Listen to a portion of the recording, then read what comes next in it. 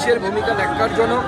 যে পুলিশ শাহজাহান শেখ যে হারমাত বাহিনী রোহিঙ্গা বাহিনী যখন ভারতবর্ষের সংবিধানের উপরে হামলা করে, ভারতবর্ষের সার্বভৌমত্বের উপর হামলা করে, তখন সেই পুলিশ বোরখা পরে বসে থাকে, টেবিলের তলায় লুকোয়।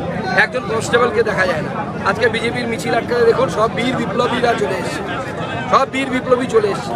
তারপরে যখন আমরা পুলিশের কথা শুনে ঠিক করলাম যে আমরা বাইক মিছিল করব না, পুলিশের কথা মতো আমরা হেঁটে মিছিল 1 কিলোমিটার প্রতীকী প্রতিবাদ আমাদের সংকল্প যাত্রা, সেই যাত্রা যখন করতে যায়, পুলিশ বিনা প্ররোচনায় আমাদের কর্মীদের উপর আক্রমণ করে, একজনের মুখে ঘুষি মেরে ঠোঁট ফুলিয়ে দিয়েছে। পুলিশ না গুন্ডা আমরা বুঝতে পারছি না। আমার তো মনে হচ্ছে তৃণমূলের গুন্ডাদেরকে রিসেন্টলি পুলিশের চাকরি দেওয়া হয়েছে, তাই তো মনে হচ্ছে। একজনের মাথায় লাঠিচার্জ করে। পুলিশকে আমরা দাবি জানিয়েছিলাম যে আপনাদেরকে আশ্বাসন দিতে হবে, তদন্ত করে সেই পুলিশ অফিসারের বিরুদ্ধে আপনারা ব্যবস্থা নেবেন।